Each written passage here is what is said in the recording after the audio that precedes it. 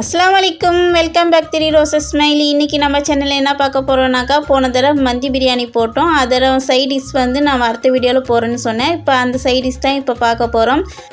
Chicken சுட்டது, அது இல்லாமல் நான் வந்து மைனஸ் செஞ்சேன். அதுக்கப்புறம் புதினா சாஸ் செஞ்சோம். வாங்க, அதுக்கப்புறம் வெஜிடபிள்ஸ் செஞ்சோம்.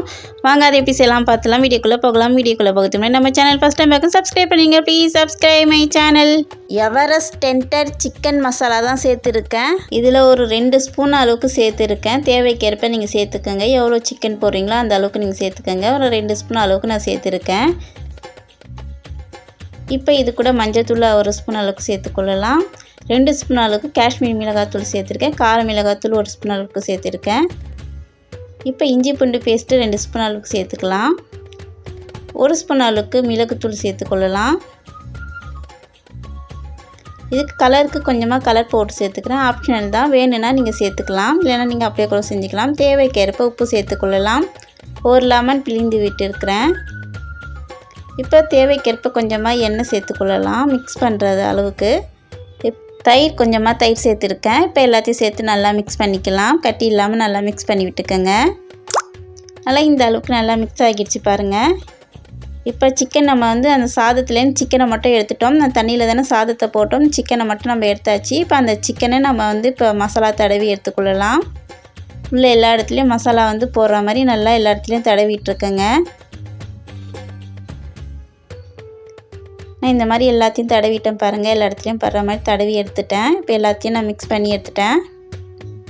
இப்போ நம்ம அடுப்பில் சுட்டு எடுத்துக்கொள்ளலாம். இப்போ வந்து நான் இந்த மாதிரி நான் இது அமேசானில் தான் வாங்கியிருந்தேன். இந்த மாதிரி கம்பி மாதிரி இருக்கும். இந்த கம்பி மேலே நம்ம வந்து ஒரு குச்சி இல்லைனாக்கா வந்து இரும்பு இதுதான் வச்சுருக்கேன். அந்த வந்து இரும்பு களியில் நம்ம வந்து சொருவிட்டு நம்ம அடுப்பில் வந்து நான் இந்த மாதிரி சுட்டு எடுத்துக்கிட்டேன். உங்களுக்கு எது கம்ஃபர்டபுளாக இருக்குது நீங்கள் அந்த மாதிரி சுட்டு எடுத்துக்கோங்க.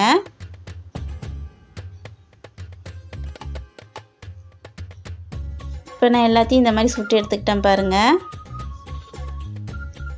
இப்போ நான் இந்த மாதிரி கட் பண்ணிக்கிட்டேன். ஏன்னா ஃபுல்லாகவே வச்சா பசங்க எல்லாமே வந்து சாப்பிட்றதுக்கு இது பண்ணுவாங்க. அதனால் நான் வந்து இந்த மாதிரி பாதி பாதியாக நான் எடுத்துட்டேன். அது ஒரு பக்கம் வச்சிடலாம். இப்போ மைனஸ் செஞ்சிடலாம். இதுக்கு நான் ஒரு முட்டை எடுத்துக்கிட்டேன். ஃப்ரிட்ஜில் இல்லாத முட்டையை எடுத்துக்கோங்க.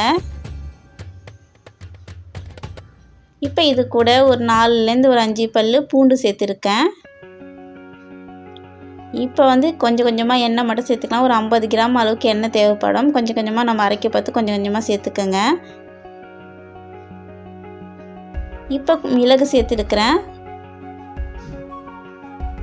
இப்போ இது கூட ஒரு 1/2 ஸ்பூன் அளவுக்கு நான் வந்து சர்க்கரை சேர்த்துருக்கேன். கொஞ்சமாக தேவைக்கேற்ப உப்பு சேர்த்துக்கொள்ளலாம். இப்போ உப்பு சேர்த்தாச்சு. இப்போ கெட்டியான கொஞ்சமாக பால் சேர்த்துருக்கிறேன். இப்போ இதெல்லாம் சேர்த்து க்ரீம் பதம் வரும். கெட்டியாக இந்த அளவுக்கு நம்ம அடித்து எடுத்துக்கொள்ளலாம். இப்போ நம்ம வந்து புதினா சாஸ் செய்யலாம். அது நல்லா புதினா மல்லியை கழுவி எடுத்துக்கலாம். கழுவிட்டு நாம் வந்து 1 கைப்பிடி அளவுக்கு மல்லித்தலை சேர்த்துக்கிறேன். 1 கைப்பிடி அளவுக்கு புதினா சேர்த்துக்கொள்ளலாம்.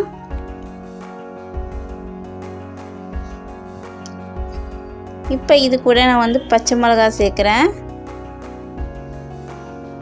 ஒரு 3லேருந்து 4 பச்சை மிளகாய் சேர்த்துருக்கேன். உங்களுக்கு தேவைக்கேற்ப சேர்த்துக்கோங்க. ஒரு துண்டு அளவுக்கு இஞ்சி சேர்த்துருக்கிறேன். துண்டாக இந்த மாதிரி கட் பண்ணிவிட்டு சேர்த்துக்கோங்க. அரைப்படம் இல்லைனாக்கா அப்படியே நம்மளுக்கு முழுசாக இருக்கிற மாதிரி இருக்கும். இப்போ தயிர் தேவைக்கேற்ப தயிர் சேர்த்துக்கோங்க. இதில் கொஞ்சமாக ஒரு பிஞ்சு அளவுக்கு உப்பு சேர்த்துருக்கேன். இதில் ஒரு பாதி லெமன் பிழிந்து விட்டுக்கொள்ளலாம். நான் வந்து ஃபுல்லாக இருந்துச்சுன்னு 2 தடவையாக அரைச்சி எடுத்துக்கிறேன். உங்களுக்கு தேவைக்கேற்ப நீங்கள் அரைச்சிக்கோங்க. இப்போ நல்லா அரைச்சி எடுத்துகிட்டு வந்தாச்சு பாருங்கள். இந்த அளவுக்கு இருக்குது. இப்போ இது ஒரு பவுலில் ஊற்றி கொள்ளலாம். இப்போ இந்த வெஜிடபிள் எப்படி செய்யலான்னு பார்க்கலாம் வாங்க. இப்போ இந்த வெஜிடபிள் செய்கிறதுக்காக நான் வந்து தேவைக்கேற்ப எல்லாமே எடுத்துக்கிட்டேன். இப்போ வந்து கழுவிட்டு இந்த மாதிரி கட் பண்ணி எடுத்துக்கிட்டேன். ஃபஸ்ட்டு வந்து குக்கும்பர் தான் எடுத்துருக்கிறேன்.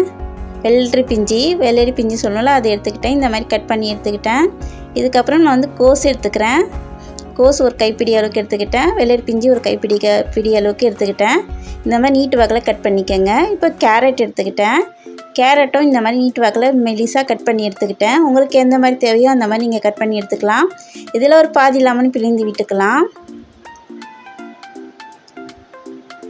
இப்போ கேப்சிகம் வச்சுருக்கேன், குடமிளகாய், இதையும் இந்த மாதிரி கட் பண்ணி எடுத்துக்கலாம். பொடிசாக கட் பண்ணிக்கோங்க. இது கூட 1 ஸ்பூன் அளவுக்கு மிளகுத்தூள், தேவைக்கேற்ப உப்பு சேர்த்துக்கொள்ளலாம்.